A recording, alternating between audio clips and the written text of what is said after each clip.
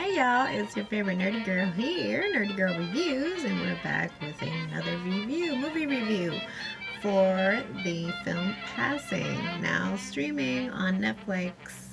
If you'd like to see the full commentary, keep me clicked here on YouTube. Also, if you're watching this on Instagram, you can click the link in bio, and you can catch my other reviews on sofritoforyoursoul.com. Stay tuned.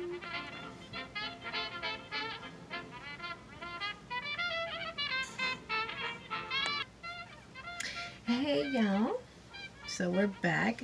As you can see, I always dress for my reviews something that looks very familiar of the film.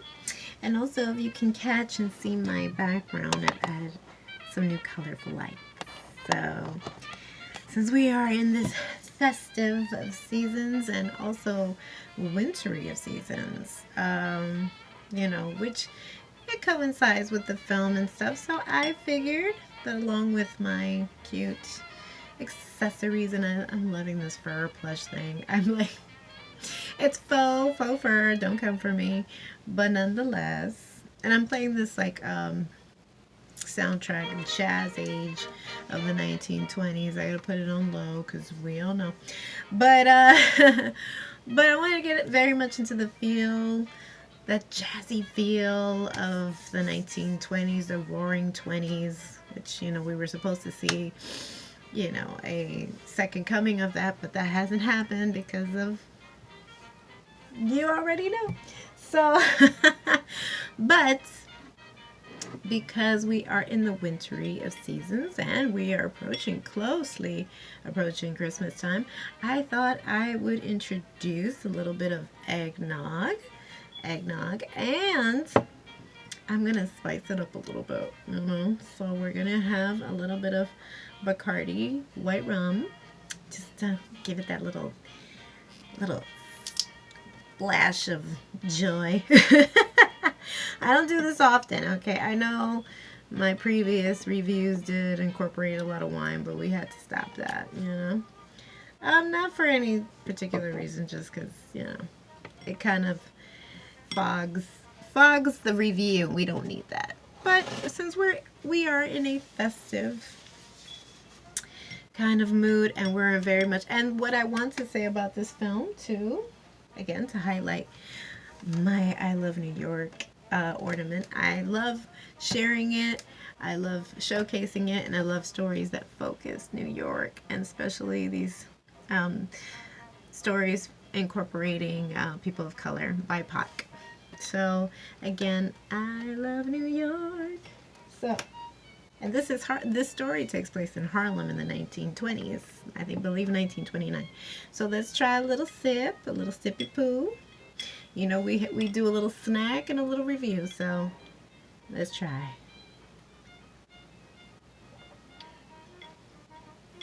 And I will mention that the eggnog is dairy free. Okay, so I'm not 100% cheating. Again, we could throw out the diet, especially during this time. Who hasn't had pie? Who hasn't had cookies? Who hasn't had cake? So, but this is nice. This is a nice alternative. A little rum, kind of like infusing coquito with the traditional eggnog. And if you don't know what coquito is, I'll link it down in the description box. Traditional drink for Puerto Ricans and Puerto Rican culture.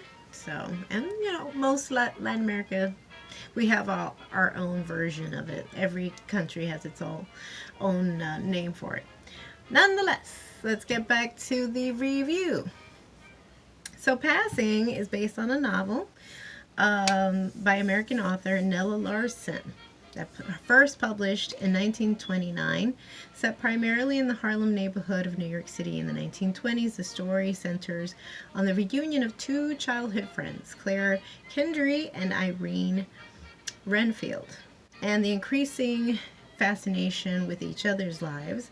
The title refers to the practice of racial passing and is a key element of the novel. Claire Kendry's attempt to pass for white for her husband, John Jack Bellew, is a significant depiction in the novel and a catalyst for the tragic events. Now, I want to say that um, that is the original source of material. And then we move on to this contemporary, but not really contemporary. The director is Rebecca Hall. I believe she's also an actress, but she's an editor, and this is her directorial debut. I believe I believe this film went to Sundance, and so it got momentum, and now it's streaming on Netflix. What an incredible story, I gotta say, though. The cast that they picked was amazing. The cast. One second. We have Ruth Negga playing Claire, and I believe she's both English and Irish, and the accent is very reminiscent because living as long as I have in New York, I've had a number of coworkers, and that Irish accent is very distinctive, and it's, when you hear it, it's a particular way of enunciating that it separates from like English from Irish, and it was a nice, familiar, warm hug when I heard that accent, because it's like when she speaks in real life, she doesn't, obviously she's not an Irish woman in the film, but when she's doing interviews and press for the film, I was like, she's Irish. And then we have Tessa Thompson, who plays Irene. And I believe I've seen her in a number of films, and they're all like super meaty roles, and none mirror each other. I gotta give much props to Miss Tessa because she's a very versatile actress, and seeing her, even the way that both actresses were talking throughout most of the film was very, that it was very much a traditional period piece, even down to the way that they spoke. I don't know if now necessarily for their research did they watch any films of that era, but it felt very like this, not robotic. And please don't don't take that, and run with it. I will say that it just felt like it was definitely the 1920s. Smart decision of the director also to drain the film and just leave it as black and white. Not for the obvious reasons of, like, we're talking about two fair skinned, light skinned African American women who can have the privilege that they can sometimes pass as white ladies. And in the 1920s, I can't imagine that you kind of fit between a rock and a hard place, because are you accepted amongst your own community because you're so fair, and yet the things that you are allowed to get away with at the time also provide some form of privilege. Both ladies tiptoe around the whole racial circumstance that they're both in.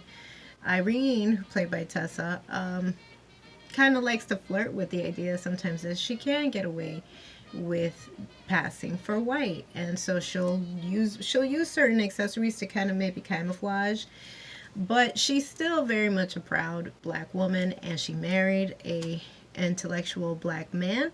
I believe he's a doctor in the film. His character name is Brian Redfield, and the actor playing the role is Andre Holland. I believe I saw him in Moonlighting. Another phenomenal. I mean, this was a phenomenal cast. And but she still recognizes who she is. Now her friend,